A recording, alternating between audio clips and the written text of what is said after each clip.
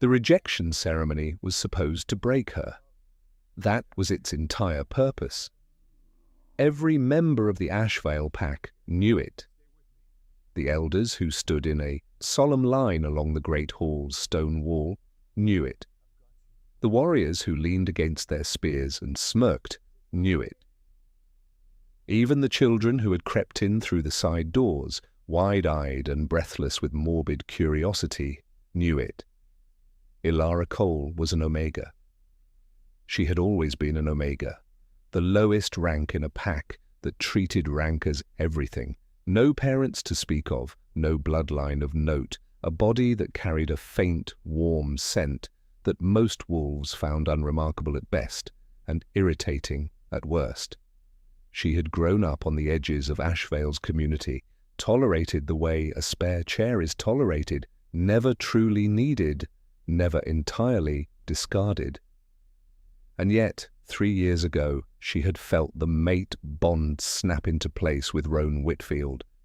It had felt like a sunrise, sudden, overwhelming, undeniable. Roan was an alpha's son, strong and golden and already being groomed for leadership. When she had felt the pull of it, she had known enough to be terrified. She had said nothing. She had waited.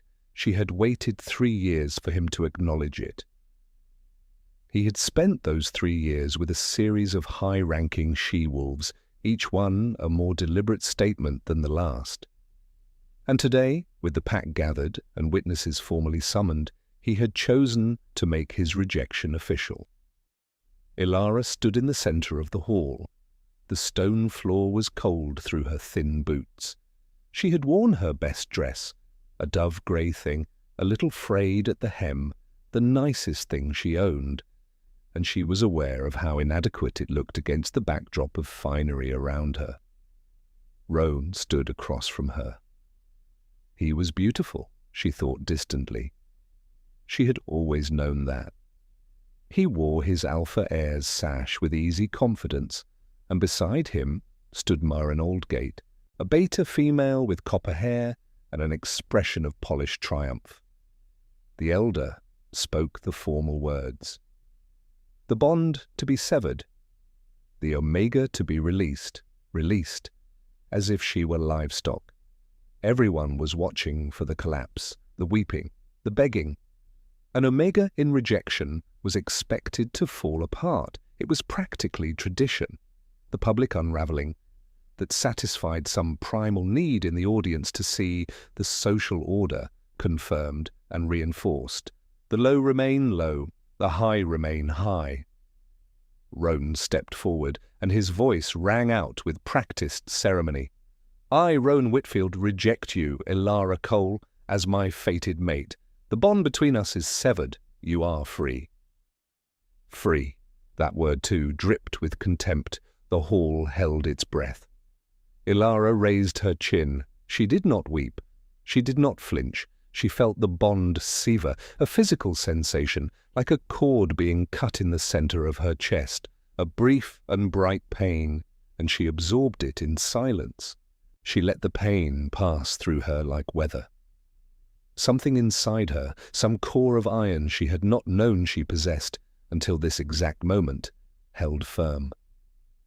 I accept, she said. Her voice was quiet, entirely steady. I release you in return, Roan Whitfield. May your chosen path serve you well. The silence in the hall was different now, no longer anticipatory, something closer to stunned. She had not given them the performance they had come for. She turned to step away. That was when the doors opened.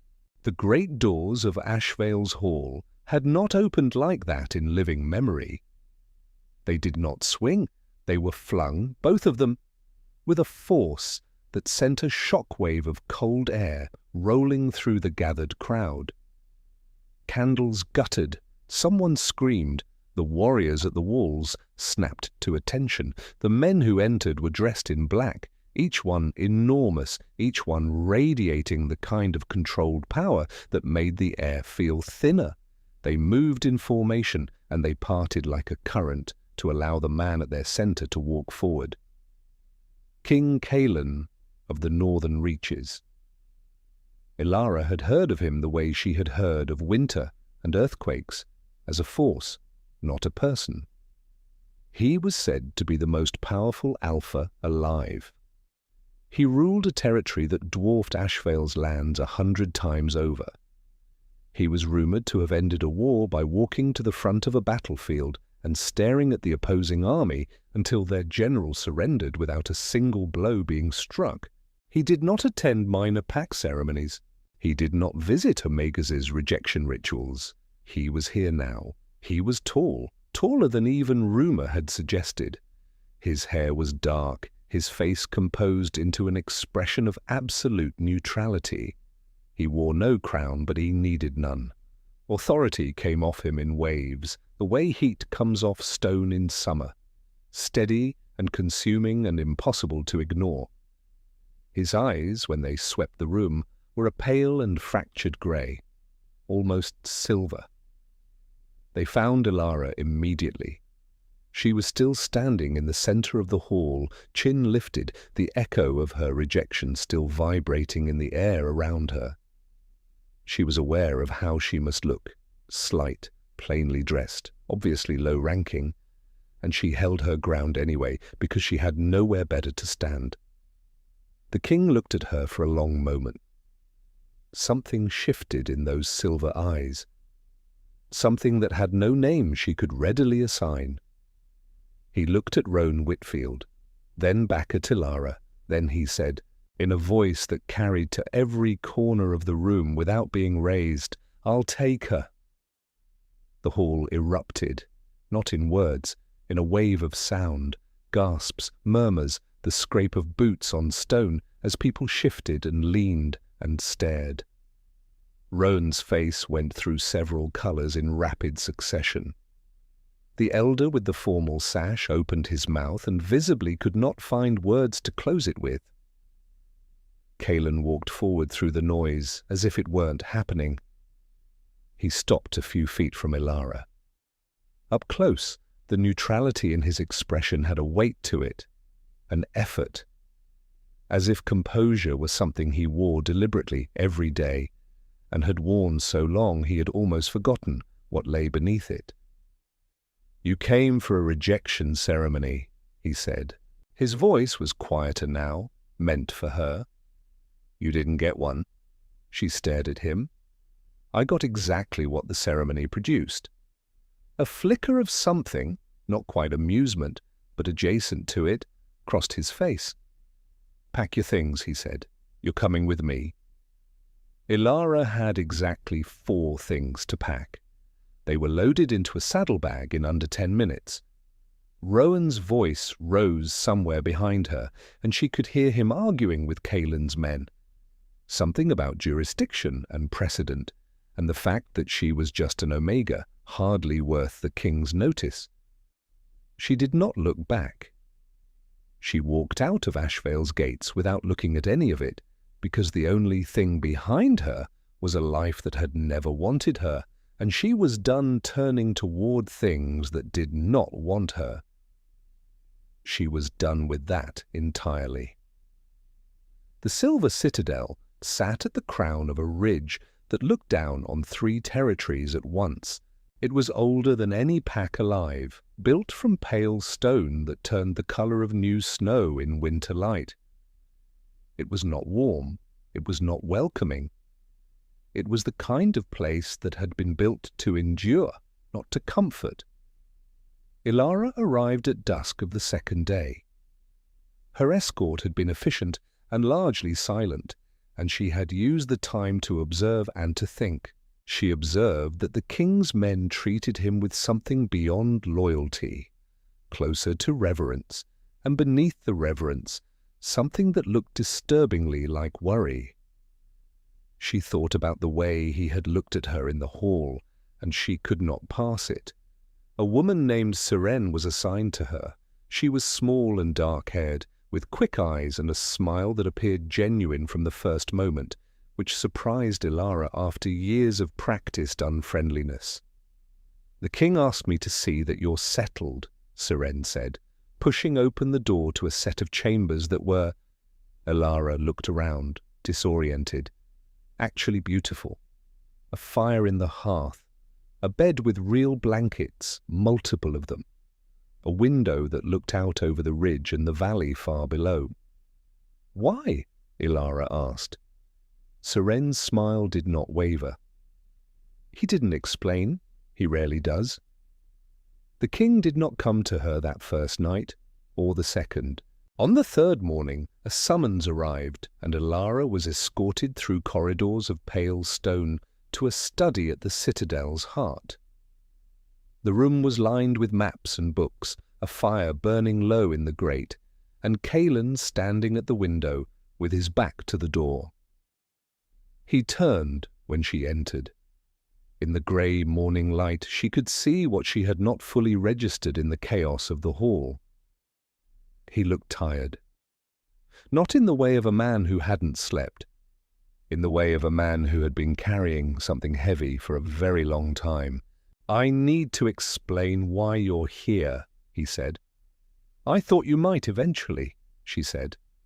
He was quiet for a moment. Then he crossed to the desk and pushed back his sleeve. The skin of his forearm was wrong.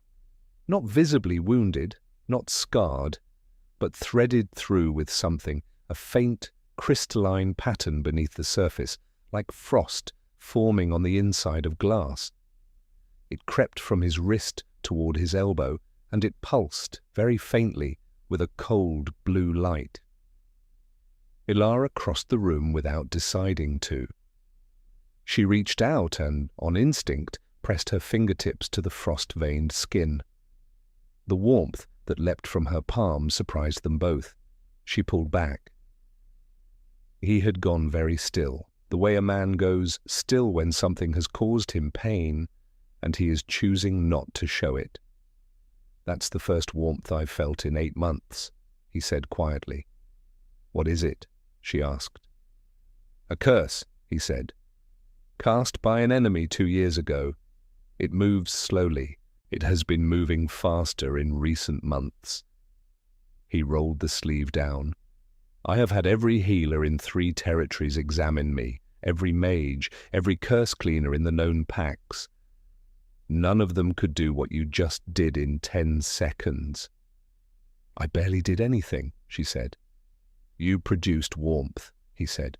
"Real warmth, mage-touched warmth. None of them could." He looked at her steadily.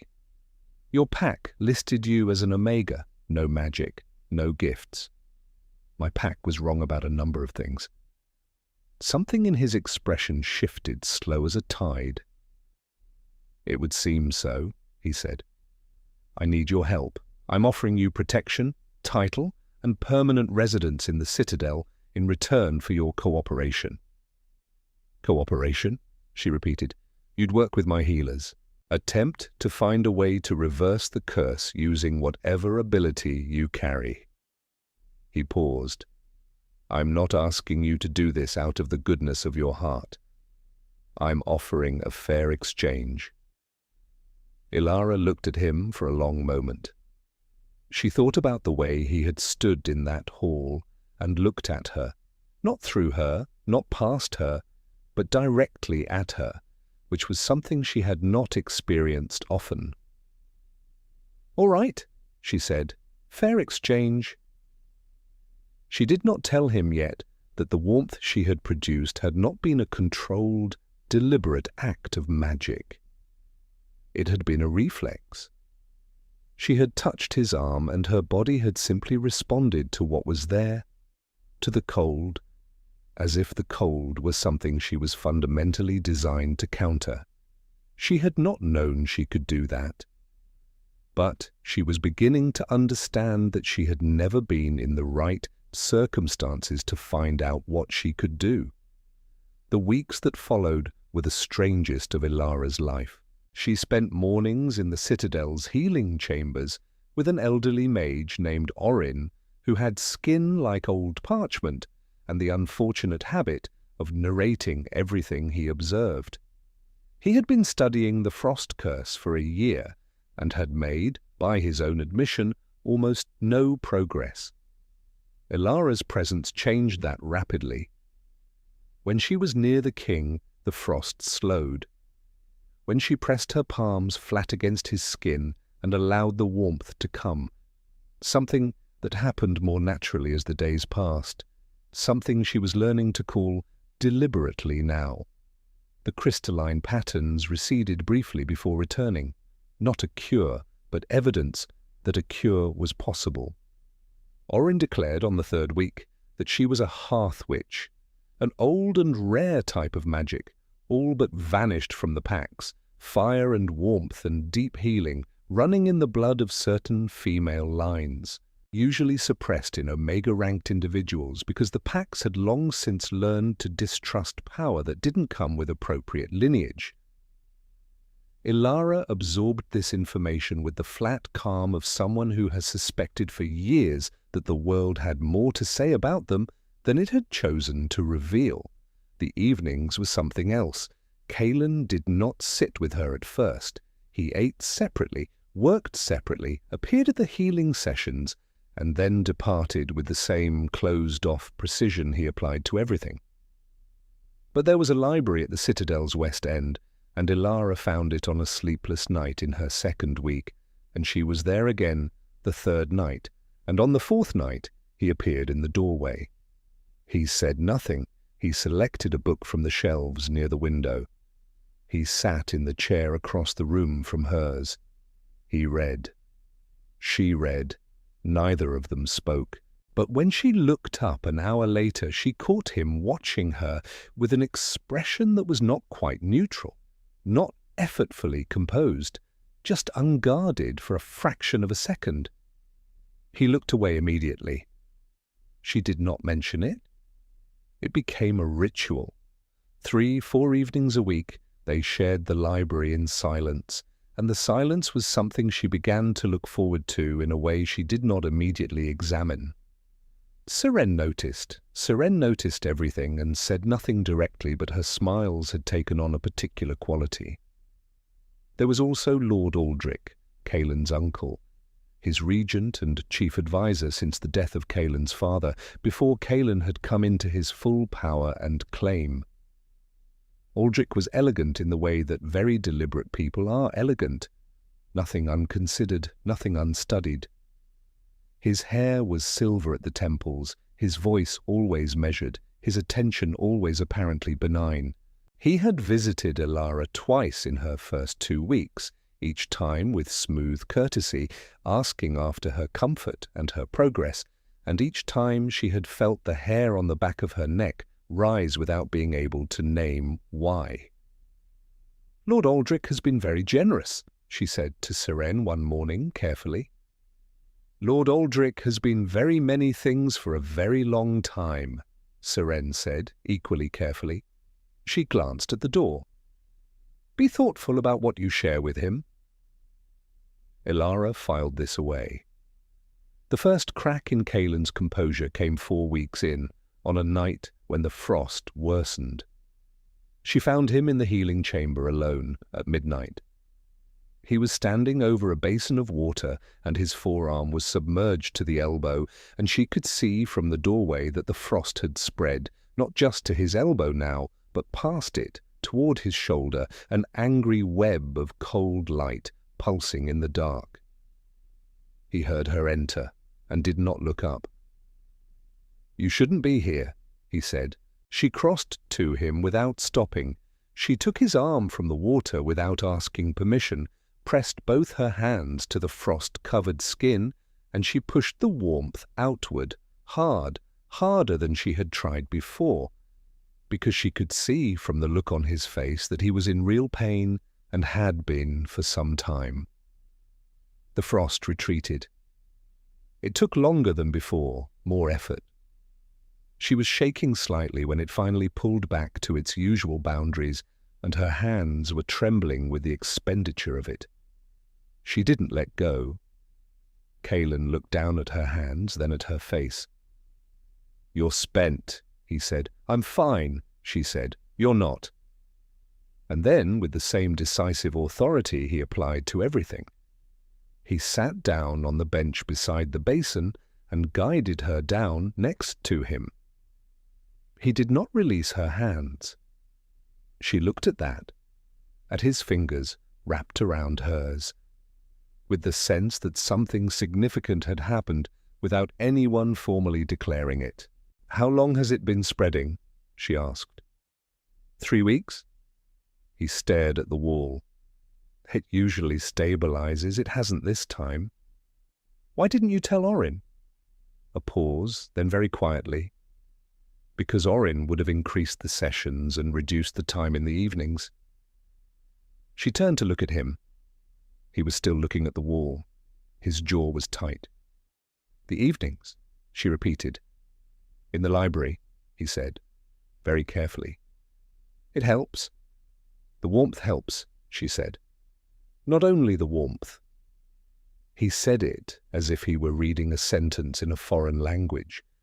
Technically accurate, still learning the sounds. He finally looked at her. "I am aware this is not what our arrangement specified." She should have said something measured, something that maintained the professional distance they had both been very consciously maintaining. "The evenings help me too," she said instead. Something in him exhaled, not physically but internally, some long-held tension releasing. And he looked at her with the same unguarded expression she had caught in the library, only now it stayed. He didn't look away. He reached up slowly and brushed a strand of hair from her face with the back of his fingers. It was the smallest possible gesture. It hit her like a tide. "Ilara," he said. Just her name, nothing else needed. She leaned into him, not dramatically, not suddenly, just an inch, just enough to rest her shoulder against his, and they sat in the cold, healing chamber while the frost stayed quiet, and she felt, for the first time in years, that she was exactly where she was supposed to be. Lord Aldrich moved against her in the 5th week. It began with Lady Vivian. Lady Vivian Asherwood arrived at the Citadel on a crisp autumn morning with a retinue of 12, a face that could have been sculpted, and the particular bearing of a woman who has been told all her life that she deserves the best things and has never had reason to doubt it. She was the daughter of the Southern Pack's most powerful alpha, and it was Aldrich who had arranged the visit. Framed to Kaelin as a political courtesy, a discussion of territorial alliance. Vivian made her intentions plain within an hour of arriving. She sat beside Kaelin at dinner. She laughed at things he said which he visibly did not enjoy. She touched his arm when she spoke, and Ilara, seated 3 places down the table, at a rank that did not yet warrant proximity to the king, watched this with a calm she was manufacturing over a core of something hot and unhappy. She was not his. She had no claim, but the look he had given her in the library the previous night had not been nothing. After dinner, Aldrich appeared at her elbow with a cup of wine and a smile so practiced it had grooves. "Our little hearth witch," he said warmly. "How are you settling in?" "Very well," she said. "I'm glad." He pressed the wine into her hands. "The king speaks highly of your progress. He's a difficult man to impress. You should be proud." She looked at the wine. Something about the way he had handed it to her, too deliberately, too seamlessly, put the cold hand of instinct around her heart. "You're very kind," she said. She held the cup. She did not drink. "Lady Vivian is a remarkable young woman," Aldrich continued. "Her bloodline is excellent. The match would be enormously beneficial for the Citadel's alliances." "I imagine it would," Ilara said. "The king requires a formal queen," he said. "Someone of suitable rank?" He smiled again. "I mean no unkindness. I simply want you to have appropriate expectations." She looked at him. Directly, steadily, the way she had looked at Roan in the hall at Ashvale. "I always have appropriate expectations," she said. She set the wine down untouched when he turned away. Later she gave the cup to Orrin. He examined it in the morning and went very still. "Wolfsbane derivative," he said quietly. "Not lethal in this quantity, but enough to suppress your magic for weeks, perhaps permanently, given your type." He looked at her over the cup with old eyes that had suddenly aged further. "Who gave this to you?" "Someone who doesn't want me to be useful," she said. "Or someone who doesn't want you to be powerful," Orrin said. He put the cup down. "There's a difference." She went to Kaelin that night. He was at his desk when she entered his study without announcement. One of his guards moved to intercept her, and he raised a hand, and the guard stepped back. She put the analysis Orrin had written on the desk in front of him. She watched him read it. She watched his face go through a controlled, compressed journey from neutral to something very cold. "Orrin confirmed it," she said. "Wolfsbane derivative, designed to suppress my magic." Kaelin set the paper down. When he spoke, his voice was very even. "Where did you get the wine?" She held his gaze and told him. The silence that followed was absolute. "He has been my advisor since I was 16 years old," Kaelin said. "I know," she said softly. "Aldrich has had every opportunity, over 8 months, to have me treated for this curse. He has arranged every healer. He has controlled every point of access." He stopped. His hands were flat on the desk. "He controlled access to me. The pieces were assembling themselves in real time, and she could see him assemble them, and she could see exactly how much it cost him." "He's been managing the curse," Kaelin said. "Not treating it, managing it. Keeping me dependent. Keeping me—" He stopped. "Controllable. He cast it," she said. The certainty had been growing in her since Orrin's words. "Someone who doesn't want you to be powerful." The same logic applied, or arranged it. The enemy who cast the curse, the enemy Aldrich selected, elevated, gave access to you, all of it traceable back to him, Kaelin said. He stood up. He was very still in the way of something that has made a decision and will not be unmade. "In the morning," he said, "I'm convening the High Council." "He'll deny everything," she said. "You need evidence." "I have the cup." "He'll have another explanation. He always does." She thought quickly. "My magic. Hearthwitch fire doesn't just warm, it exposes. It burns away concealment. Orrin told me.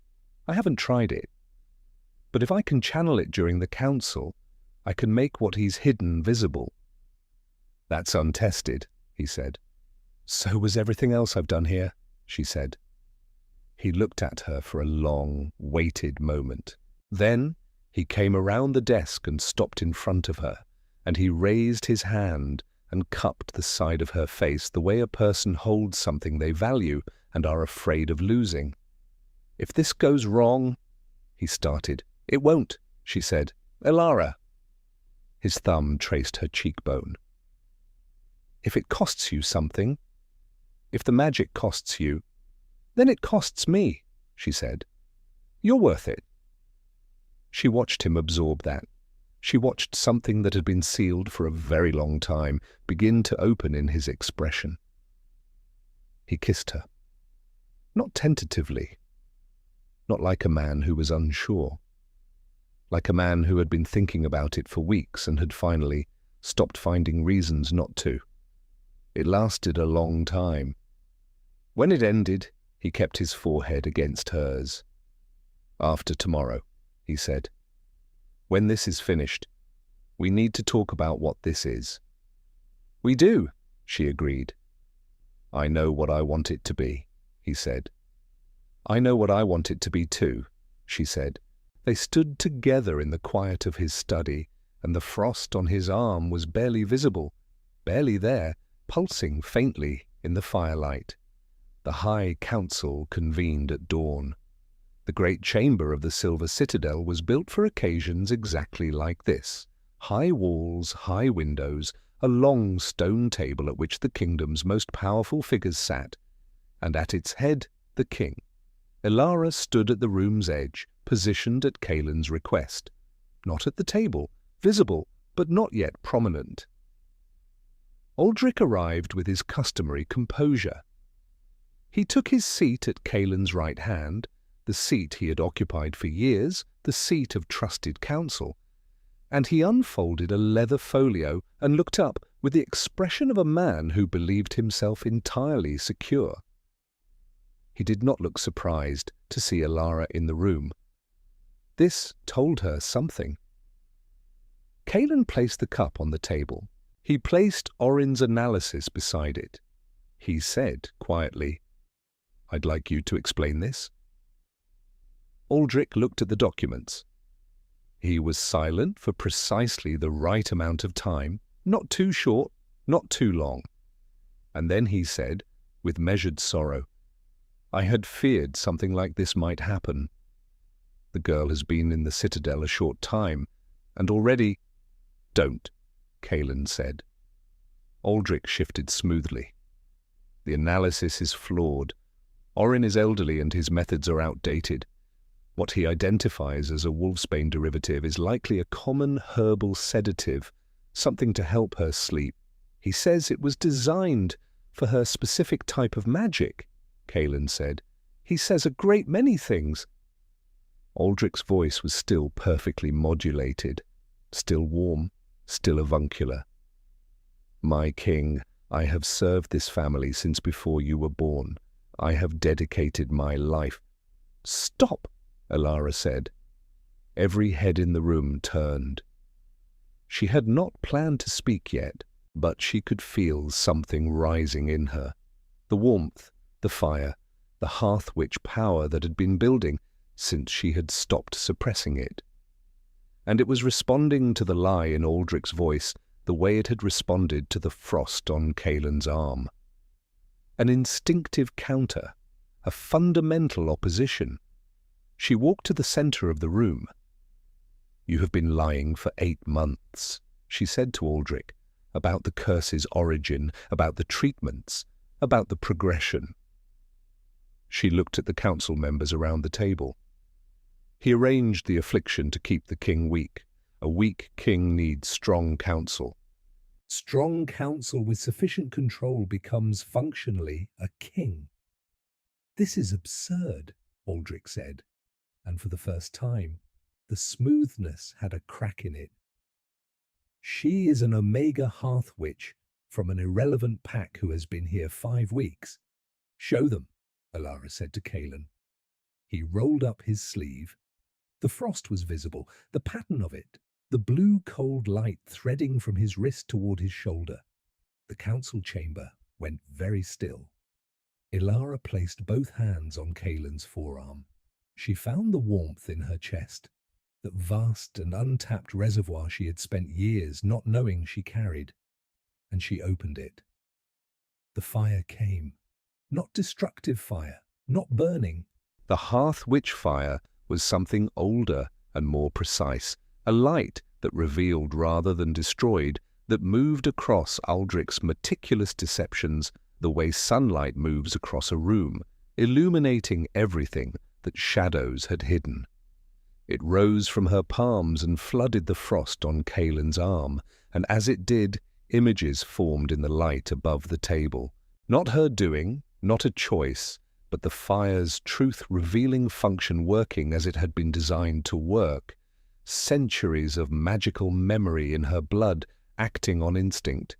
Images of Aldrich meeting with the curse-caster, Aldrich paying for the affliction, Aldrich managing the reports from healer after healer, turning each one away, steering each treatment subtly wrong.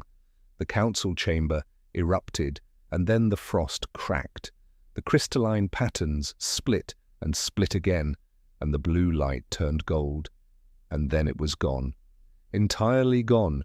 She could feel it leave, the absence of it in Kaelin's arm, like a held breath, finally released, like ice becoming water, like something locked, finally opening.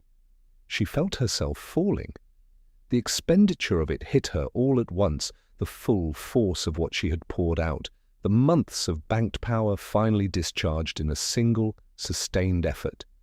And her legs stopped responding, and the stone floor came toward her. Kaelin caught her. He was there before she could fall, his arms around her, his voice in her ear saying her name, only her name, over and over, with a raw urgency that had nothing to do with kings or councils or curses. "I'm all right," she said. "You're not," he said. "I will be," she said. She could hear, distantly, the council chamber coming apart around them. Raised voices, the sound of Aldrich's chair being pushed back, someone giving an order, boots on stone. She didn't have the energy to look. She stayed where she was, held against Kaelin's chest, feeling the warmth of him. Real warmth, restored warmth, his body temperature without the frost's interference for the first time. And she thought that, all things considered, this was an acceptable place to collapse. She heard Aldrich's voice cut across the noise, no longer measured, no longer avuncular. Something ugly and stripped and desperate had come through the surface of his composure at last. "You don't understand what you've done," he said. Without the control, I'm a king again," Kaelin said. His voice above her head was very quiet and absolutely final. "Take him." Silence, then the sound of movement, and a door, and quiet. The council chamber exhaled. 3 days later, Ilara woke in her chambers to the sound of rain on the ridge and the sight of Kaelin sitting in the chair beside her bed. He was not asleep. He was watching the window. He had, by the look of him, been there for some time. "You stayed," she said. He looked at her. Something in his face was different, had been different since the council chamber, since the frost left, since whatever had been frozen in him for 2 years had finally thawed completely. He looked like a man who had returned from somewhere very far away and was still orienting himself, still remembering what it felt like to be fully present in his own life. "I said I wanted to talk," he said. "You fell unconscious before I could." "I prefer to think of it as a strategic pause," she said. The corner of his mouth moved, that rare, almost smile. "How do you feel?" "Like I emptied a very large reservoir," she said. "Better this morning. The warmth is coming back." He was quiet. Then, "Orin says your magic is self-replenishing, that the drain is temporary." A pause. He seemed almost offended that you spent so much at once without more preparation. "He'll recover," she said. "Ilara." He leaned forward, elbows on his knees, close. "I want to say some things." "Say them," she said. "I have been closed off," he said, "for longer than the curse. The curse made it worse, but it didn't begin with the curse. I learned early on that power required a kind of distance, from feeling, from people, from anything that could be used as leverage against me." He looked at his arm, at the unmarked, untroubled skin where the frost had lived. I had forgotten that there was anything beneath the distance. "And now?" she asked quietly. "And now," he said. "I remember." He looked at her. "You came to a rejection ceremony with nothing but your dignity, and you held on to it when the entire room wanted you to let it go. And something in me, that day, that moment, recognized something. I didn't name it. I acted on it." He shook his head slightly. "I am not practiced at explaining this." "You're doing well," she said. "I am in love with you," he said. Straight and direct, and entirely without embellishment, because he was Kaelin, and he did not dress things up. I don't have a more elegant way to say it. I am in love with you, and I would like, if you are willing, to ask you something formally. She looked at him. This king who had walked into a room she had been forgotten in and looked directly at her, who had shared silent evenings in a library and held her hands in the cold, who had caught her when she fell and said her name the way you say the name of something you cannot afford to lose. Ask, she said. He took her hand. Be my queen, my mate, my equal. She let the word settle. Equal. She thought about Ashvale, about grey dresses and cold floors and 3 years of waiting for someone who had looked through her. She thought about everything this man had not said. The surprise at her origins, the titles she didn't hold, the politics of the match, and the one word he had chosen instead. Yes, she said. He raised her hand and pressed his lips to it. A formal gesture, made impossibly tender by the way he stayed there, eyes closed, as if he were committing the moment to memory. Outside, the rain eased, the ridge went quiet, and the silver citadel, which had been built to endure and never to comfort, managed, in that particular moment, to be both. The mating ceremony was held at midsummer, when the light lasted longest and the ridge was covered in something approaching warmth. It was not a small affair. It could not be. Calen was king, and kingdoms require their ceremonies, their witnesses, their official acknowledgments. The great hall had been open to more guests than it had seen in decades, and the courtyard below was packed with people from territories that had sent representatives the moment the announcement was made, because the mating and queening of the northern king was not a domestic matter. It was a political and cultural event of the first order. Seren helped Elara dress and managed somehow to cry and smile simultaneously throughout the entire process. "You look like someone who belongs here," Seren said, adjusting the collar of the dress. Cream and gold, nothing like the dove-grey thing she had worn to the rejection ceremony, nothing like anything she had ever worn. "I'm still deciding if I believe that," Elara said. "Believe it faster," Seren said. "You're about to walk into a room full of people who already do." She was right. When Elara entered the great hall, the shift in the room was immediate. Not the shock and chaos of that first appearance, when Calen had walked into a rejection ceremony and upended everything. This was different. This was recognition. Queen Mother Thessaly, who had regarded Elara with cold formality through most of the preceding months, stood in the front row with an expression that had rearranged itself into something unmistakably like approval. Beta Daxon, who had spent the first 4 weeks making pointed comments about a meager lineage in formal circles, stood very straight and inclined his head when she passed. Calen was waiting at the front of the hall. He looked at her the way he had looked at her in the library. Unguarded, unhidden, nothing effortful about it. Just a man seeing the person he loved crossing a room toward him and not bothering to conceal what that meant. The ceremony was traditional in form and extraordinary in substance. When it came to the binding, the moment when the mate bond was formally acknowledged and sealed by will rather than by fate, Elara felt it happen in her chest. Not the severed cord of a rejection. Something new, something growing and rooted and warm, so warm, radiating outward from the place where the old cut had been. She heard Calen inhale sharply. He felt it too. When the official words were completed, he took both her hands and he looked at her with those pale silver eyes that no longer held the strain of concealment or the exhaustion of endurance, and he said, softly enough that only she could hear, "I told you I'd eventually explain why you're here." "You said you needed a fair exchange," she said. "I do," he said. I'll spend the rest of my life providing one." She laughed, actually laughed, full and unguarded, in the middle of the ceremony, in front of 3 territories worth of witnesses.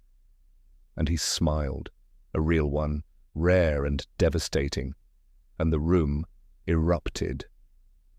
Whatever restraint the assembled crowds had been maintaining dissolved in the face of the simple and evident truth: the king was happy. The king was healed. The king had found, in the most unlikely of omegas, something that had made him whole. 6 months later, the Silver Citadel had changed, not architecturally. The pale stone was still pale, the ridge was still cold in winter, the halls were still built for endurance over comfort. But there were fires lit in rooms that had been dark for years. Seren had been given a formal position with a real title, which she accepted by bursting into tears and then composing herself and asking, with great dignity, about the salary. Orin had published his findings on Hearthwitch magic and received 3 letters in the first week, all from women in low-ranking packs who had been suppressing abilities they hadn't been allowed to name. Lord Aldrich had been tried before the full council and stripped of his title, his lands, and his freedom. He had, in the end, confessed. Not from remorse, but because the Hearthwitch Fire's revelations had been thorough enough that there was nothing left to contest. He sat in the Citadel's lower holdings, older and smaller than he had seemed in his long years of power, and the councils moved forward without him. Lady Vivian had left quietly the day after the council session, and no one had found it necessary to discuss her departure. Elara stood on the ridge on a morning in late winter, looking out over the 3 territories that stretched below, and she felt the warmth of the mating bond in her chest like a steady ember. Permanent. Unextinguishable. She had once thought of herself as someone who occupied space that didn't quite want her, someone held in provisional tolerance, someone whose worth was always conditional. She did not think that now. She thought, this is mine. Not claimed by someone else's declaration or someone else's power, hers by character, by choice, by the simple fact that she had stood in a cold hall with nothing but her dignity and refused to let that be taken from her. Arms came around her from behind. Kaelin. She felt him press his lips to the top of her head. "Orin wants you for a session this morning," he said. "Orin always wants me for a session," she said. "There's a woman arriving from the eastern lowlands tomorrow. Possible Hearthwitch." Elara turned in his arms to look at him. His face, in the winter light, was fully present, fully open. Nothing held behind glass. "We'll take care of her," she said. "We will," he agreed. He kissed her, unhurried, in the cold morning air. And the warmth between them was the kind that required no fire to sustain it, and no permission to exist. It was the kind that simply was. The kind that had proven, in the end, stronger than any curse.